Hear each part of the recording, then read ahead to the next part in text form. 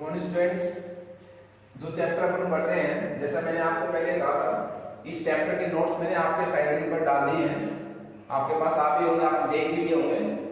तो आप लोग वहां से शुरू से मैंने 11 पेज डाले इसमें, और 11 के बाद आगे से आगे आपके असाइनमेंट आपको मिल जाएंगे। तो आप वहां से फेयर कॉपी में चैप्टर नंबर 5 डालकर गृह कार्य होमवर्क कर सकते हैं।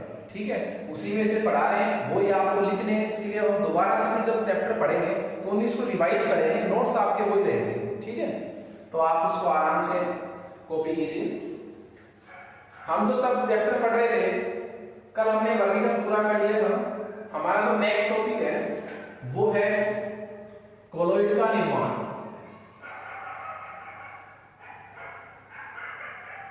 कोलॉइड बोलो चाहे कोलॉइडीन बोलो, कोलॉइड का निर्माण। मैं आपको बता दूं, इसी सीरीज में आपको नोट्स मिलेंगे, तो लिखने में ज्यादा दिक्कत नहीं है। ठीक है, कोलॉइड के निर्माण का मतलब क्या होगा? देखिए, कोलॉइड को बनाना, कोलाइडियन को बनाना या कोलाइडियन कणों को बनाना, बात एक ही है। कोलॉइड का मतलब क्या है मैं आपको बता दूं, यदि आपने किसी पदार्थ के कणों का आकार 1 नैनोमीटर से 1000 नैनोमीटर के मध्य का रख दिया कर दिया, तो वो अब कण किस आकार का कण कहलाएगा? कोलाइडी आकार। तो किसी पदार्थ के कणों के आकार को किस रेंज में लाना? 1 नैनोमीटर से 1000 नैनोमीटर के मध्य की सीमा में यदि आपने ले आए उसको तोड़कर या जोड़कर, तो वो कण अब क्या किस आकार का कहलाएगा? कोलाइडी आकार। और उस कोलाइडी आकार के कण को आप किसी प्रक्षेपण माध्यम में डाल दीजिए तो क्या हो जाएगा? कोलाइडी विलयन। देखिए, ये जो कणों का आकार है वो किसका है? परिक्षिप्त प्रावस्था। परिक्षिप्त प्रावस्था कहने का मतलब ये है, ये आकार हमें किसका लाना है? परिक्षिप्त प्रावस्था का लाना है या प्रक्षेपण माध्यम का लाना है? प्रावस्था का लाना है। जैसे आप प्रावस्था के कणों का आकार किस रेंज में ले आएंगे? इस रेंज में। फिर आप उन कणों को किसमें बोल दीजिए? किसी उचित परिक्षेपण माध्यम में। तो अब वो दोनों मिलकर क्या बन जाएंगे? कोलाइडी विलयन। तो मेरे कहने का मतलब ये है, जो टॉपिक हम पढ़ रहे हैं कोलॉइड का निर्माण, एक्चुअली हम कर क्या रहे हैं? हम किसी पदार्थ के कणों का आकार किस रेंज में लाना चाह रहे हैं? 1 नैनोमीटर से 1000 नैनोमीटर के मध्य। ठीक है, और उन कणों को फिर हम किसी प्रक्षेपण माध्यम में घोलेंगे तो जो सॉल्यूशन बनेगा वो कैसा सॉल्यूशन कहलाएगा? कोलाइडी विलयन। कोलाइड के निर्माण की मुख्यतः 2 विधियां हैं। मैं आपको वापस से रिवाइज कर दूं, हम जो विधियां पढ़ रहे हैं कोलॉइड के निर्माण की, एक्चुअली कर क्या रहे हैं? हम ये कर रहे हैं कि किसी पदार्थ के कणों को जोड़कर या तोड़कर हम किस रेंज में ले आए? 1 नैनोमीटर से 1000 नैनोमीटर के मध्य। तो पहले प्रकार की जो विधियां हैं वो है परिक्षेपण विधि।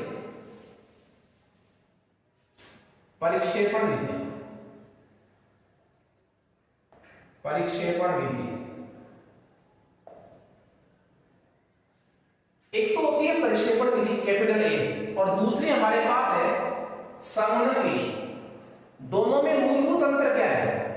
दोनों ही विधियों से क्या बनते हैं? कोलाइडी विलयन। इसका मतलब दोनों ही विधियों से पदार्थ के कणों का आकार किस रेंज में आ जाएगा? 1 नैनोमीटर से 1000 नैनोमीटर के मध्य। तो परिक्षेपण विधियों में क्या होता है पता है आपको? हम बड़े आकार के कणों को, बड़े आकार, और बड़े आकार के कण का मतलब मैं कैसे विलयन को बोलूंगा? जिनका आकार किसकी तरह है? निलंबन की तरह है, जो 1000 नैनोमीटर से बड़े आकार के हैं, उनको तोड़कर हम किस रेंज में लाएंगे? कोलॉइड आकार। संगणन में क्या होगा? कणों का आकार 1 नैनोमीटर से कम रहेगा, उनको जोड़कर हम किस रेंज में लाएंगे? कोलॉइड आकार। तो ये मूलभूत फर्क है दोनों में। देखिए, दोनों ही विधियां कोलॉइडी विलयन को बनाने की हैं। परिक्षेपण विधियों में तो क्या होगा? 1000 नैनोमीटर से बड़े आकार के कण, जिनको हम क्या बोलते हैं? निलंबन, उनको तोड़कर किस रेंज में लाएंगे? 1 से 1000 के बीच। मतलब क्या बनाएंगे? उनको किस रेंज में लाएंगे? 1 नैनोमीटर से 1000 नैनोमीटर। तो बड़े आकार के कणों को जब तोड़कर किस रेंज में लाया जाता है 1 से 1000 नैनोमीटर के मध्य, तो उन विधियों को अपन क्या बोलेंगे, परिक्षेपण विधियां। जब 1 नैनोमीटर से छोटे आकार के कणों को क्या करके जोड़कर हम किस रेंज में लाएं 1 से 1000 के बीच, तो विधि क्या कहलाएगी, वो संघनन विधि कहलाएगी। तो हमारे पास दो विधियां हैं, कणों को किस रेंज में लाना है। सीधी सी बात यही है कि हमें कोलाइडल बनाने के लिए कणों की साइज क्या चाहिए, 1 नैनोमीटर से 1000 नैनोमीटर। और इसके लिए हम दो तरीके अपना सकते हैं, बड़े आकार के कणों को तोड़कर इस रेंज में ला सकते हैं, या छोटे आकार के कणों को जोड़कर हम इस आकार में ला सकते हैं। तो दो प्रकार की विधियां हो गई। पहले हम इसमें पढ़ेंगे परिक्षेपण विधि। परिक्षेपण विधि का मतलब ये हो गया, हमें बड़े आकार के कणों को तोड़कर कोलाइडल आकार में लाना है, तो इसके लिए भी दो विधियां हैं। और फर्स्ट हमारे पास है यांत्रिक परिक्षेपण। यांत्रिक परिक्षेपण, परिक्षेपण का मतलब मैं आपको बता चुका हूं, हमें तोड़ना है बड़े आकार के कणों को। किसके द्वारा तोड़े, यंत्र के द्वारा, मशीन के द्वारा। आप जो डायग्राम देख रहे हैं, ये डायग्राम कोलाइडल चक्की का है। कोलाइडल चक्की, चक्की बोलो, मिल बोलो, पीसने वाला यंत्र है, इसको कोलाइडल चक्की बोलते हैं। हम इसके ऊपरी भाग से कैसे कणों को डालेंगे, निलंबन कणों को। निलंबन कणों का मतलब क्या होता है, देखिए आप, जिनका आकार 1000 नैनोमीटर से क्या है अधिक, तो हम इसके ऊपरी भाग से निलंबन प्रकार के कणों को, जिनका आकार कितना है 1000 नैनोमीटर से अधिक, ऐसे कणों को हम इसके ऊपरी भाग से डालेंगे। किसमें, घुलकर डालेंगे, पता है आपको, परिक्षेपण माध्यम में। परिक्षेपण माध्यम में ये जो है घूमने वाले पट्टे हैं, ये और ये घूमने वाले पट्टे हैं, ये भी घूमने वाले पट्टे हैं और ये भी घूमने वाले पट्टे हैं। ये इस चक्की के दो पार्ट हैं, धातु की चक्री दो, ये दो पार्ट है चक्की के। और देखिए इन दो धातु की चक्रियों के बीच की जो दूरी है, ये वाली दूरी, ये वाली जो दूरी है, इसको कम या क्या कर सकते हैं, ज्यादा, अपनी इच्छा के अनुसार। जैसे आपने किस आकार के कण लिए, मान लीजिए कोई 2000 नैनोमीटर का कण है, कोई 10,000 नैनोमीटर का है, तो आप ये दूरी जो है वो पट्टों की सहायता से क्या कर सकते हैं, कम और ज्यादा। जैसे ही ये 1000 नैनोमीटर से बड़े आकार के कण जब इन धातु की दो पट्टों के बीच में आएंगे और पिसेंगे, तो ये किस आकार में चेंज हो जाएंगे, कोलाइडल आकार में। मतलब किस आकार में हो जाएंगे, 1 नैनोमीटर से 1000 नैनोमीटर। तो ये था यांत्रिक परिक्षेपण। मैं इसको डिवाइड कर देता हूं। कोलाइडल चक्की के ऊपरी भाग से निलंबन वाले कणों को डाला जाता है, जिनका आकार 1000 नैनोमीटर से अधिक होता है। इस चक्की में घूमने वाले पट्ट और दो धातु की चक्रियां होती हैं, जिनके मध्य की दूरी को आप इच्छा अनुसार कम या क्या कर सकते हैं, ज्यादा कर सकते हैं। निलंबन के जो कण हैं वो धातु के दो पार्टों के बीच आकर किस आकार में बदल जाते हैं, टूट कर। देखिए मैंने कहा परिक्षेपण का मतलब क्या, टूट कर। किस आकार में जाते हैं, 1 नैनोमीटर से 1000 नैनोमीटर के मध्य। इसका मतलब ये किस आकार में चेंज हो गए, कोलाइडल आकार में। अब ये जो कण है, इनको फिर किसी माध्यम में घोलकर क्या प्राप्त कर लेंगे, कोलाइडल। तो ये तो हमारे पास था यांत्रिक परिक्षेपण। दूसरी जो हमारे पास विधि है वो है विद्युत परिक्षेपण। विद्युत परिक्षेपण, हम यही काम जो हमने यंत्र से करवाया है, हम विद्युत से भी करवा सकते हैं।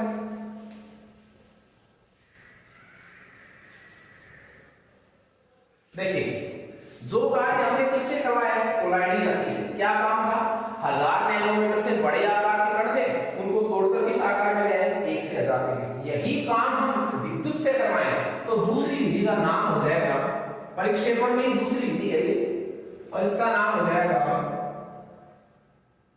विद्युत परिक्षेपण विधि।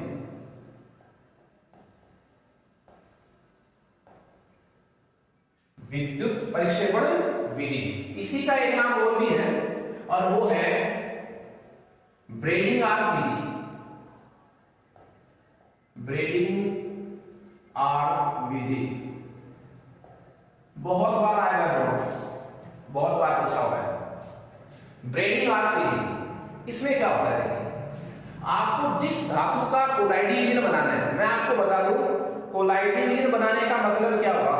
आपको मैं ये कह दिया कि मैं चांदी का कोलाइडिंग सॉल्यूशन बनाना चाहता हूं, तो इसका मतलब क्या है, मैं चांदी के कणों का आकार किस रेंज में लाना चाहता हूं, 1 नैनोमीटर से 1000 नैनोमीटर। यदि मैंने चांदी के कणों का आकार 1 नैनोमीटर से 1000 नैनोमीटर के मध्य कर दिया, तो अब वो चांदी ही कहलाएगी, क्या कहलाएगी, कोलाइडी चांदी। तो जिस धातु का आपको कोलाइडी सॉल्यूशन बनाना है, उस धातु की 2 छड़ें लीजिए, 2 छड़ लीजिए। तो जैसे मैं एग्जांपल ले सकता हूं कि मैं इसका सोल बनाना चाह रहा हूं, सोने का, गोल्ड का, चांदी, प्लेटिनम। इस विधि से हम इन धातु के कोलाइडी सॉल्यूशन बना सकते हैं। तो जैसे मान लीजिए किसका बना रहे हैं, प्लेटिनम का। जिस धातु का कोलाइडी सॉल्यूशन बनाना चाह रहे हैं, उस धातु की 2 छड़ें लीजिए। जैसे मैंने ये छड़ें ले रखी है, तो ये 2 धातु की छड़ें हैं। मैं कह सकता हूं कि ये कैसी छड़ें हैं, प्लेटिनम। प्लेटिनम की छड़ मैंने क्यों ली है, क्योंकि मैं कोलाइडी सॉल्यूशन किसका बनाना चाह रहा हूं, प्लेटिनम का। मतलब करना क्या चाह रहा हूं, प्लेटिनम की जो छड़ है ना, इस छड़ के जो कण है उनका आकार कितना चाहता हूं, 1 से 1000 के बीच। तो जिस धातु का आपको कोलाइडी सॉल्यूशन बनाना है, उसकी 2 छड़ें लीजिए। इन छड़ों को किसी परिक्षेपण माध्यम उचित में, तो परिक्षेपण माध्यम है, यहां मैंने ले रखा है जल परिक्षेपण माध्यम, और यहां क्या लिया मैंने, जल। डुबो दिया इनको। धातु की छड़ों को आप किसका काम करवाएंगे, इनसे, इन छड़ों से किसका काम करवाएंगे, इलेक्ट्रोड का। और इलेक्ट्रोड की सहायता से हम इसमें क्या प्रोवाइड करेंगे, धारा, विद्युत धारा। धारा प्रोवाइड होगी तो धातु की जो छड़ है उसकी वाष्प बनने लग जाएगी, वाष्प बनेगी उसकी। और ये जो वाष्प है वो धातु का प्रवाह बंद होने के बाद, जैसे ही ये बर्फ का मिश्रण है, हिम मिश्रण, ये क्या है, हिम मिश्रण, बर्फ पड़ी है साहब, हिम मिश्रण। जो धातु की वाष्प बनी थी वो इस हिम मिश्रण द्वारा ठंडी हो जाएगी, और चेंज किसमें हो जाएगी, जिस प्लेटिनम में चेंज होगी उनके आकार किस रेंज में मिलेगा आपको, 1 से 1000 नैनोमीटर। रिवाइज कर रहा हूं मैं, जिस धातु का आपको कोलाइडी सॉल्यूशन बनाना है, उस धातु की 2 छड़ें लीजिए जो किसका काम करेंगी, इलेक्ट्रोड का काम करेंगे। और इन धातु की छड़ों को किसी उचित प्रक्षेपण माध्यम जैसे जल में डुबो दिया। चारों तरफ हिम मिश्रण रखा हुआ है, बर्फ रखी हुई है। इलेक्ट्रोड की सहायता से आप इसमें धारा प्रोवाइड करेंगे, तो धातु की वाष्प बनेगी। क्यों बनेगी, क्योंकि चिंगारियां उत्पन्न होगी, विद्युत आर्क। इसको मैं क्या कह सकता हूं, आर्क, ज्वाला, चिंगारियां। किसकी चिंगारियां, जो हमें विद्युत धारा प्रोवाइड की उसकी। इन चिंगारियों से इन दोनों धातु के छड़ों की वाष्प बनेगी। धारा का प्रवाह बंद कर देने पर ये वाष्प जो है इस बर्फ की द्वारा ठंडी हो जाएगी, संघनित हो जाएगी। पर इस बार जब वो संघनित होगी तो जो शेप, जो साइज है वो किस रेंज में मिलेगी आपको, 1 से 1000 के बीच। इसका मतलब क्या होगा, प्लेटिनम धातु के कणों का जो आकार यहाँ है वो कितना है, 1 नैनोमीटर से 1000 नैनोमीटर। इसके एग्जाम्पल कौन कौन से हो सकते हैं, हम इससे सोने का बना सकते हैं, चांदी का कोलाइडी सॉल्यूशन बना सकते हैं, प्लेटिनम का। ये 2 प्रकार के इसके परिक्षेपण के। हमने परिक्षेपण में क्या किया है, बड़े आकार के कणों को तोड़कर कैसे आकार में बदला है, कोलाइडी आकार में। कोलाइडी आकार का मतलब क्या होता है, 1 नैनोमीटर से 1000 नैनोमीटर। तो ये काम हमने 2 विधियों से करवाया, यांत्रिक परिक्षेपण से और विद्युत परिक्षेपण से।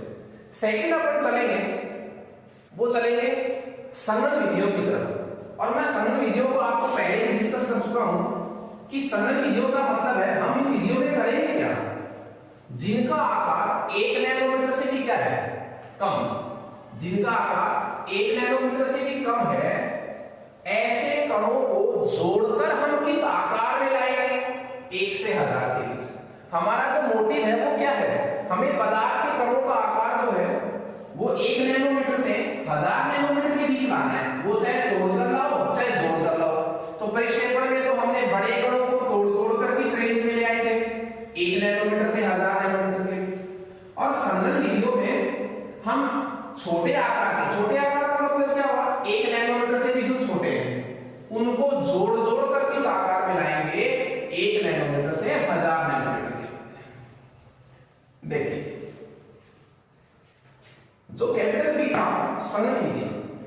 इसमें पहली विधि है ऑक्सीकरण। इस विधि द्वारा हम अधातुओं के कोलाइडिक सॉल्यूशन बना सकते हैं। अधातु जैसे सल्फर है, ठीक है। तो कहने का मेरा मतलब ये है, इस विधि से हम अधातुओं के कोलाइडिक सॉल्यूशन बना सकते हैं। देखिए सोल का मतलब क्या है, कोलाइडिक मील। आपने सारणी में पढ़ा था सोल, जेल, पायस। तो ऑक्सीकरण द्वारा अधातुओं के कोलाइडिक मील बनाए जाते हैं। हमने समीकरण लिया है कि जब आप सल्फर डाइऑक्साइड गैस में, लिक्विड में आप जब H2 गैस प्रोवाइड करेंगे तो आपको जो सल्फर मिलेगा ना, वो सल्फर किस रूप में मिलेगा, सोल रूप में। सोल का मतलब क्या हुआ आप बताइए, सल्फर सोल का मतलब क्या हुआ, वो जो सल्फर है उसके कणों का आकार कितना है, 1 नैनोमीटर से 1000 नैनोमीटर के बनते हैं। दूसरी विधि क्या है, अपचयन। इस विधि द्वारा हम धातुओं के कोलाइडिक सॉल्यूशन बना सकते हैं। इसके लिए क्या करेंगे, उस धातु का लवण लेंगे। जैसे मैं किसका बनाना चाह रहा हूं, गोल्ड का, सोने का। तो आपको उस धातु के लवण का किसी अपचायक से अपचयन करवाना पड़ेगा। स्टेनस क्लोराइड मैंने लिया है, स्टेनस क्लोराइड खुद किसमें चेंज हो गया है, स्टेनिक क्लोराइड में, SnCl4 और ये Au जो किस रूप में है, सोने। आप समझ रहे हो, सोने का सोल मतलब क्या हुआ, वहां जो गोल्ड है ना उसके कणों का आकार कैसा प्राप्त हो रहा है आपको, 1 नैनोमीटर से 1000 नैनोमीटर के मध्य। तीसरी विधि जो है वो है जल अपघटन। इस विधि से हम कैसी धातुओं के कोलाइडिक सॉल्यूशन बनाते हैं, जो हैवी है, हैवी मेटल जो है, भारी धातुओं के। जैसे मैं भारी धातुओं के हाइड्रोक्साइड, भारी धातुओं के हाइड्रोक्साइड, जैसे मैंने लिया फेरिक क्लोराइड और उसका जल से क्रिया करवाई, जल अपघटन, तो बन गया फेरिक हाइड्रोक्साइड। और ये भी किस रूप में प्राप्त हो रहा है आपको, कोलाइडिक मील में। तो भारी धातुओं के हाइड्राक्साइड सोडा का यदि आपको क्या बनाना है, कोलाइडिक सॉल्यूशन, तो विधि कौन सी चलेगी, जल अपघटन, उभय अपघटन। इसमें हम एल्डिहाइड लवणों का कोलाइडिक मील बनाते हैं, एल्डिहाइड लवणों का कोलाइडिक मील बनाते हैं। जैसे आर्सेनिक ऑक्साइड, आर्सेनिक ऑक्साइड में हमने जब H+ गैस प्रोवाइड की तो हमें आर्सेनिक सल्फाइड, आर्सेनिक सल्फाइड का कोलाइडिक सॉल्यूशन बना है। आर्सेनिक ऑक्साइड में जब H+ गैस प्रोवाइड की तो आर्सेनिक सल्फाइड का कोलाइडिक सॉल्यूशन। कहने का मतलब इसकी साइज कितनी है, 1 नैनोमीटर से 1000 नैनोमीटर। मैंने बैलेंस नहीं किया, बैलेंस आप कर सकते हैं छोटे से समीकरण। उसके बाद 4 जो है वो हमारे पास है विलायक के विनिमय से। देखिए ये इसमें होता क्या है, विलायक का क्या कर देने से, एक्सचेंज कर देने से पदार्थ कोलाइडिक मील में बदल जाता है। जैसे मैं मान लीजिए कहूं कि कुछ ऐसे पदार्थ होते हैं, ये विधि पढ़ रहे हैं 5 नंबर, कुछ ऐसे पदार्थ होते हैं जो किसमें तो घुल जाते हैं, एल्कोहल में। एल्कोहल में तो क्या हो, विलेय, एल्कोहल में तो घुल जाए, और वो जल में क्या हो, जल में नहीं घुलते हो। जैसे कोई एग्जांपल ले लें, ऐसा कौन है, सल्फर, जो एल्कोहल में घुल जाता है, जल में नहीं घुलता। आप इसका विलायक एक्सचेंज कर दीजिए। कैसे, आप पहले सल्फर को किसमें घोलिए, एल्कोहल में। ये पात्र लिया आपने, इसमें सल्फर है और क्या मिला रखा है, एल्कोहल। इसमें सल्फर है और क्या है, एल्कोहल। ये सॉल्यूशन है।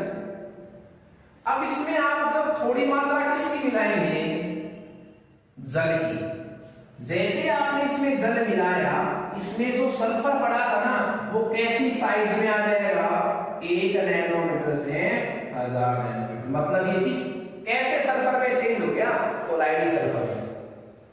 मैं वापस रिवाइज कर रहा हूं कि विलायक का एक्सचेंज करने से भी पदार्थ का कोलाइडिक मील बदल जाता है। कैसे, सल्फर जो एल्कोहल में घुलता है, जल में नहीं घुलता, तो हम सल्फर को एल्कोहल में घोलकर उसमें थोड़ी सी मात्रा किसकी मिला देते, जल की। तो वही सल्फर जो है वो किस रेंज में आ जाता है, कोलाइडी रेंज में, 1 नैनोमीटर से 1000 नैनोमीटर तक। 6 नंबर हमारे पास विधि है, वो है वाष्प के संघनन से। वाष्प के संघनन से, संघनन का मतलब ठंडा होने से, जब भाप ठंडी हो। देखिए इसमें क्या होता है, आप किसी पदार्थ का जिसका आप क्या बनाना चाह रहे हैं, कोलाइडी सॉल्यूशन, उसको गर्म करके किसमें चेंज करें, वाष्प में, और उस वाष्प को किसमें प्रवाहित करें, द्रव में। ठंडी होगी तो पदार्थ की वाष्प जो है ना, जब ठंडी होगी तो वो किस रेंज में आ जाएगी, 1 नैनोमीटर से 1000 नैनोमीटर के मध्य। तो ये हमारे पास जो विधियां थी 2 प्रकार की, परिक्षेपण और संघनन। परिक्षेपण में हमने 2 एग्जाम्पल पढ़े, यांत्रिक परिक्षेपण और विद्युत परिक्षेपण। संघनन में हमारे पास कुछ समीकरण है, ऑक्सीकरण, अपचयन, जल अपघटन, उभय अपघटन, विलायक के मिलने से, वाष्प के संघनन से। ये विधियां जो हमने पढ़ी यहाँ, ये कोलोइड को बनाने की विधियां हैं। कोलोइड को बनाने की विधियों का मतलब एक ही हो गया, पदार्थ को हमें कैसे न कैसे करके, जोड़कर या तोड़कर किस आकार में लाना है, कोलाइड।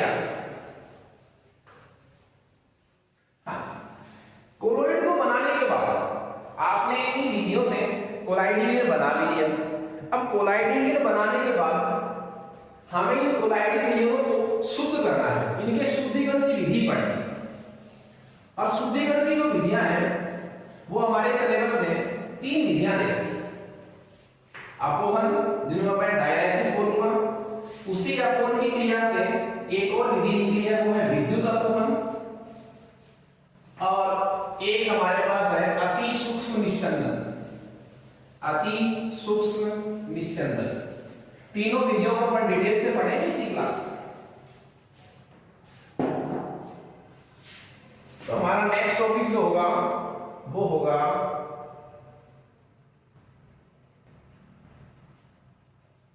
कोलाइडी विलयन का शुद्धिकरण।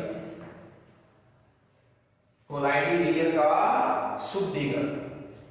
हमने बनाने की विधियां पढ़ ली, अब इसको शुद्ध करने की विधियां। पहली विधि हमारे पास वो है अपोहन, डायलाइसिस, अपोहन। देखिए इसमें क्या होता है, एक पात्र लेंगे अपन,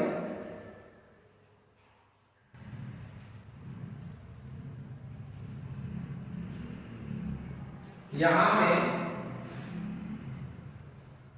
जल का तेज प्रवाहित करेंगे, ठीक है, और यहां से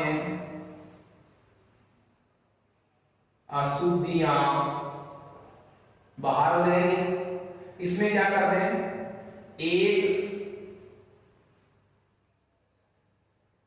जंतु झिल्ली से बना थैला, जंतु झिल्ली से बना थैला, ये थैला किससे बना हुआ है, जंतु झिल्ली से, जंतु झिल्ली का थैला, बैग। और इसमें आपने कोलाइडी सॉल्यूशन डाल रखा है,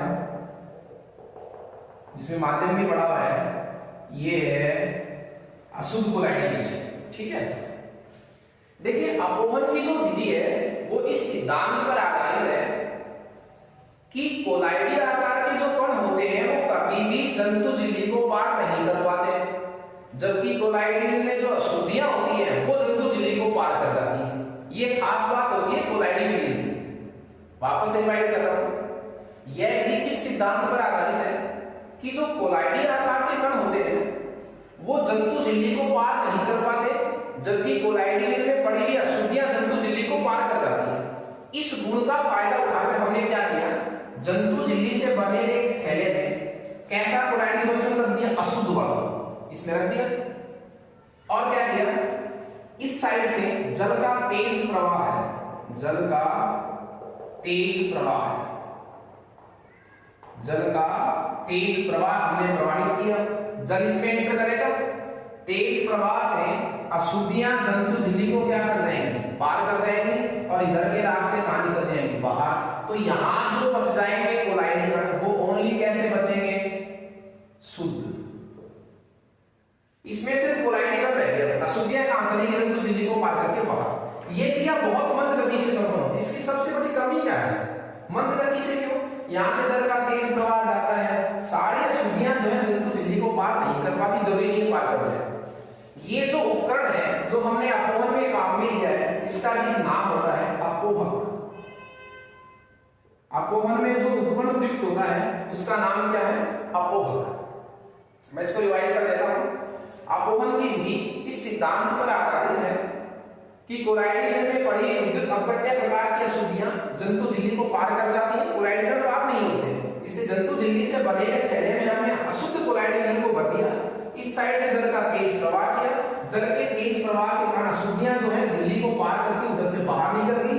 इस थैले में जो कण बचे हैं वो शुद्ध कोलाइडी कण है और ये जो पूरा उपकरण कहलाएगा वो क्या कहलाएगा, अपोहक। इसकी सबसे बड़ी कमी क्या है, क्योंकि ये क्रिया जो है वो कैसे होती है, मंद गति से। इसी क्रिया को हम फास्ट करेंगे तो दूसरी विधि का नाम मैं बोलूंगा यहां से कैपिटल बी, विद्युत अपोहन। विद्युत अपोहन। इसमें और इसमें किस बात का फर्क है, सेम टू सेम इंस्ट्रूमेंट रहेगा, बस इसमें हम विद्युत क्षेत्र प्रयुक्त करेंगे, विद्युत धारा बनाएंगे। तो ये का ये डायग्राम रहेगा, इसमें फर्क क्या होगा, विद्युत अपोहन में सिद्धांत वही काम कर रहे हैं, वही जंतु झिल्ली का थैला लिया हमने। इसमें क्या होगा, हम ये चाहते हैं कि ये अशुद्धियां थोड़ा जल्दी बाहर निकले थैले से, गति क्या हो गई थोड़ी फास्ट, इसलिए हम क्या करेंगे, इसी इंस्ट्रूमेंट पर हम विद्युत क्षेत्र लगाएंगे। दो प्लेटें जो इलेक्ट्रोड का काम करेंगी, ये प्लेटें धातु की किसका काम करेगी, इलेक्ट्रोड। और हमने क्या लगा दिया, विद्युत धारा। जैसे हम इसमें धारा प्रवाहित करेंगे, ये जो अशुद्धियां पड़ी थी ना, अब जैसे मान लीजिए किसी अशुद्धि पर कैसा आवेश है, प्लस, जैसे धारा प्रवाहित करेंगे ये अशुद्धि तीव्रता से थैले को पार करके किसकी तरफ चलेगी, माइनस के सिरे पर। किसी अशुद्धि पर मान लीजिए कैसा आवेश है, माइनस, तो वो तीव्रता से किसकी तरफ गति करेगी, प्लस की तरफ। कहने का मतलब क्या हुआ, अशुद्धियां इस थैले को जल्दी जल्दी पार करने लग जाएंगी। तो ये फर्क हुआ विद्युत अपोहन। विद्युत अपोहन की गति जो है वो क्या हो जाएगी, पहले से भी तीव्र हो जाएगी। तो इस विधि में आपको थोड़ा सा चेंज क्या करना है, उपकरण तो वही रहेगा, इसमें हम विद्युत धारा प्रोवाइड करते हैं। तो क्या होगा, कोलाइडी रिंग में पड़ी जो आवेशित अशुद्धियां हैं वो खुद से विपरीत आवेश वाले इलेक्ट्रोड की तरफ गमन करने लगती है, वो कैसी गति से, तीव्र गति से। तो अपोहन की क्रिया जो है और तीव्र गति से जाती है जब हम विद्युत धारा प्रोवाइड करते हैं। तो दोनों का उपकरण एक है, सिर्फ विद्युत क्षेत्र का फर्क है। इसमें जो तीसरी विधि है वो हमारे पास है अति सूक्ष्म निस्यंदन। अति सूक्ष्म निस्यंदन, अल्ट्रा माइक्रो फिल्ट्रेशन, अति सूक्ष्म निस्यंदन। देखिए क्या है, आप एक साधारण फिल्टर पेपर लीजिए, साधारण फिल्टर पेपर ये लीजिए, ये वो साधारण फिल्टर पेपर है। इस पर जैसे ही आप कोलाइडी कणों को, कोलाइडी विलयन को प्रवाहित करेंगे तो कोलाइडी में इसको पार कर जाएगा, इसमें पड़ी अशुद्धियां भी पार हो जाएंगी, कोलाइडी कण भी पार हो जाएंगे। तो सेपरेशन नहीं हुआ, पृथक्करण नहीं हुआ, अशुद्धियां भी साथ चलेगी। तो यदि साधारण फिल्टर पेपर के जो छिद्र होते हैं वो इतने बड़े होते हैं कि कोलाइडी कण भी इसको पार कर जाते हैं, इसमें पड़ी अशुद्धियां भी पार कर जाती हैं। तो हम क्या करेंगे, हम ये चाहते हैं इस फिल्टर पेपर के जो ये छिद्र हैं इनको और ज्यादा क्या बनाया जाए, अति सूक्ष्म। अति सूक्ष्म, इसको फिल्टर पेपर के जो ये छिद्र हैं इनको और ज्यादा क्या बनाना है, अति सूक्ष्म। उससे क्या होगा, ताकि कोलाइडी कण तो यहीं रह जाए, अशुद्धियां पार हो जाए। तो हम क्या करेंगे, इस साधारण फिल्टर पेपर को किसमें डुबोएंगे, एक विलयन में। और विलयन का नाम क्या है मैं आपको बता दूं, कोलोनियल पदार्थ। कोलोनियल पदार्थ। तो हम कोलोनियल पदार्थ के विलयन में किसको डुबोएंगे? साधारण फिल्टर पेपर। उससे क्या होगा कि जैसे साधारण फिल्टर पेपर को आप कोलोनियल पदार्थ में डुबोएंगे, इसके जो छिद्र है ना वो कैसे बन जाएंगे? अति सूक्ष्म बन जाएंगे। और अति सूक्ष्म बनने के बाद जब आप कोलाइडिक विलयन को इसमें से पास करेंगे ना, तो कोलाइडिक तत्व कहां रह जाएंगे? फिल्टर पेपर के ऊपर, अशुद्धियां कहां चली जाएंगी? नीचे। इस तरह क्या शुद्ध हो गया हमारा कोलाइडिक विलयन। ये कोलोनियल पदार्थ होता क्या है? ईथर में, ईथर तो विलायक का काम कर रहा है। ईथर में नाइट्रो सेलुलोज का 4% विलयन। ये परिभाषा है किसकी? कोलोनियल पदार्थ। ईथर तो विलायक का काम करता है, नाइट्रोसेलुलोज में कितना परसेंट है? 4%। तो ईथर में नाइट्रोसेलुलोज का 4% विलयन जो है वो क्या कहलाता है? कोलोनियल पदार्थ। इसमें जैसे आप साधारण फिल्टर पेपर को डुबोएंगे, इस फिल्टर पेपर के जो छिद्र है वो अति सूक्ष्म हो जाएंगे, और इस बार जब आप कोलाइडिक विलयन को इसमें से पास करेंगे तो शुद्ध कोलाइडिक रंग तो ऊपर रह जाएंगे, अशुद्धियां कहां चली जाएंगी? नीचे। तो ये 3 विधियां थी हमारे पास कोलाइडिक विलयन को शुद्ध करने की। अपोहन, विद्युत अपोहन, और तीसरा क्या था? अति सूक्ष्म निस्संदन। हमने देखिए इस टॉपिक में कोलोइड की परिभाषा पढ़ी, कोलोइड का वर्गीकरण पढ़ा, कोलोइड को बनाने की विधियां पढ़ी, और अभी जस्ट पढ़ा हमने कि जब हम कोलाइडिक विलयन को बना लें तो उसको शुद्ध कैसे करें। शुद्ध करने की 3 विधियां पढ़ी हमने, अपोहन, विद्युत अपोहन और अति सूक्ष्म निस्संदन। इसके जस्ट बाद हमारा जो टॉपिक रहेगा वो रहेगा कोलोइडिक विलयन के गुणधर्म। कोलोइडिक विलयन के गुणधर्म। तो हमारा नेक्स्ट टॉपिक जो रहेगा वो रहेगा कोलोइड के गुणधर्म। और कोलोइड के गुणधर्म का मतलब क्या होता है? कोलाइडिक विलयन का गुणधर्म, जो हम नेक्स्ट क्लास में डिस्कस करेंगे। मैं आपको एक बात बता दूं, मैंने आपके असाइनमेंट में नोट्स की कुछ फोटोकॉपी डाली है, आपको अपनी फेयर कॉपी में 1 नंबर से लेकर के 11 नंबर तक मैंने डाल दी है। उससे आगे जैसे जैसे चैप्टर चलेगा वैसे वैसे असाइनमेंट में नोट्स आते जाएंगे, आप उसको फेयर कॉपी में उतारते जाएंगे। ठीक है? Okay students.